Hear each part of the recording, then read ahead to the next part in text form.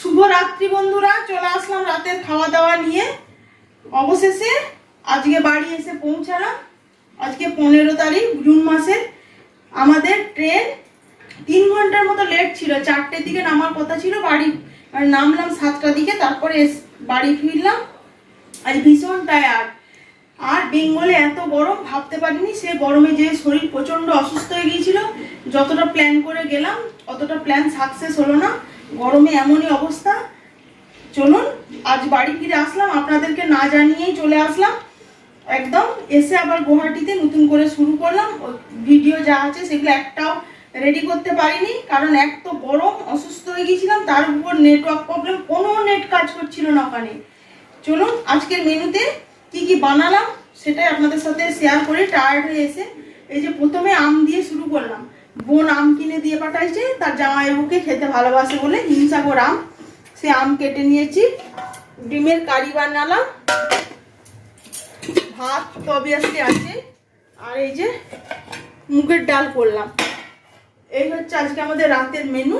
আর মুখে রুচি নেই, অন্য কিছু খেতে ইচ্ছা করছে না, তাই ভাবলাম একটু টমেটো ঝাল ঝাল করে আগুনে পুড়িয়ে সেটা পেঁয়াজ লঙ্কা সর্ষের তেল দিয়ে সুন্দর করে মাখলাম। ভাতে খেতে ভালো লাগবে। চলুন আজকে আমাদের রাতের মেনু এটাই। খাওয়া দাওয়া করি। ভিডিওটা ভালো লাগলে পাশে থাকার অনুরোধ রইল। শুভরাত্রি, আবার দেখা হবে পর। শুভ সকাল বন্ধুরা, চলে আসলাম আবার আজকে নতুন একটা ব্লগ নিয়ে। আজ রবিবারের সকালবেলা। আজ ঘুম থেকে উঠতে অনেকটা দেরি হয়ে গেছে জানেন। কাল দেখলেন তো টায়ার্ড হয়ে গিয়েছিলাম, নিয়ে তার ভিডিওটা শেষ করতে পারিনি। নিয়ে ওই জন্য আবার আজকে সকাল থেকে শুরু করলাম উঠে। আপনাদের দাদা তো সেইভাবে সবজি পাতি বাজার কিচ্ছু আনেনি। আর এদিকে ওয়েদার খারাপ, আর রবিবারটা মানে একদম বিচ্ছিরি হয়ে গেল। কি বৃষ্টি হচ্ছে জানেন। এসের থেকে ওখানে গরমে মানুষগুলো মরছে, আমাদের অবস্থা খারাপ হয়ে গিয়েছিল। আর এসের থেকে দেখছি কি বৃষ্টি কি বৃষ্টি। আপনাদেরকে সবার আগে জানান ওয়েদারটা দেখিয়ে নিয়ে আসি, তারপরে সে রুটিটা করছি। এসে আবার জামা কাপড়গুলো কাচলাম। ট্রেনে এসছি তাহলে বুঝতেই পারছেন আমার আবার একটু এমন ঘিনঘিনানি লাগে, তাই দুনিয়ার জামা কাপড় সেগুলো সব কাচলাম। আর এই বৃষ্টির ওয়েদার, জানি না জামা কাপড়গুলো কীভাবে শুকাবো। এখন ব্যালকনিতে মেলা থাকুক, কদিনে শুকায় জানি না। আর কি হারে বৃষ্টি, বাড়িতে বাজারও নেই। ছিলাম না বলে আপনাদের দাদা একা মানুষ ছিল, ওর তো অফিস যাওয়ার কথা ছিল যে অফিসের কাজে বাইরে বেরিয়ে চলে যাবে, তাই ও সেইভাবে বাজার করেনি। কিন্তু ও যায়নি, যাওয়া ক্যান্সেল হয়ে গেছে। এই যে ছেলেকে বাজার পাঠিয়েছিলাম, এই যে ছেলে এনে দেখাচ্ছে, মা দেখো রাস্তার অবস্থা। আমি আর বাজার যাইনি, গিয়ে ফিরে এলাম, একটা দোকানও খোলেনি, জানি না কি রান্না করব। এই যে চলে আসলাম ব্রেকফাস্ট বানাতে। ছেলের ভীষণ খিদে পেয়ে গেছে। কদিন তো খুব আরামে রেস্টে ছিলাম। বাপের বাড়ি মানে বুঝতেই পারছেন বেশ মজাই ছিলাম। যে এত শরীরটা অসুস্থ হয়ে গিয়েছিল বললামই না, নিয়ে সেইভাবে ব্লগও করতে পারিনি। আপনাদের গরমে অসুস্থ হয়ে পড়েছিলাম আমরা। এই ওয়েদারে আবার নিজেদের ফিরে এসে নিজেরা নতুন করে আবার এনার্জি পেয়ে গেছি। আমাদের ওয়েদার ওখানে স্যুট করে না একদম। নিয়ে এই যে এখন খাবার বানাচ্ছি, এবং ছেলেরটা আগে বানাচ্ছি। আর ছেলের বাবা বলছে আমি পরে খাবো, লেটে উঠেছে, সেখানে চা খাচ্ছে। চলুন মেনুতে কি করেছি সেটা সবার আগে আপনাদেরকে দেখিয়ে দিই, তারপরে রুটিটা ছেলে এখন বানাবো, তবে আমাদেরকে বানাবে। এই যে কেন্দুলি আলু ভাজলাম, পেঁয়াজ কালো জিরে কাঁচা লঙ্কা ফোড়ন দিয়ে, আর ওইদিকে ভাতটা বসিয়েছি। এখন এই হচ্ছে আপাতত রান্নার মোটামুটি বসানো। আপনাদের দাদা ভেবেছিল যে সকালে এক বাজারটা করে নিয়ে আসবে, ও তো একা ছিল, সেইভাবে রান্না বান্না ও তো বুঝতেই পারছেন পুরুষ মানুষ বাড়িতে থাকা, আর রান্না বান্না সেভাবে করতেও পারে না। নিয়ে কোনো রকমে কি জানি কি করেছে, এবার সব সবজি পাতি সমস্ত কিছু শেষ হয়ে গেছে। এবার বাজার না আসলে রান্না হবে না। এদিকে প্রচন্ড বৃষ্টি হচ্ছে। নিয়ে আমি বললাম যে এক কাজ করো, যা হোক অল্প স্বল্প এনে দাও এবেলা একটা রান্না করার মতো, তারপরে দেখবো ওবেলা বৃষ্টি থামলে তখন ওবেলায় যে বাজার করবে। কারণ আপাতত দেখি আপনাদের দাদা কি নিয়ে আসে, সেই অনুপাতে রান্না বান্না হবে। চলুন ছেলেকে খাবারটাকে রেডি করে দিই। দেখুন গলাটাও বসে গেছে ঠান্ডা গরমে জানে। চলুন আমি ছেলের রুটিটা করে নিই, তারপরে আমাদের রুটি বানাবো। আমরা একটু পরেই খাবো। আমি এই জাস্ট থাইরয়েডের ওষুধ খেলাম।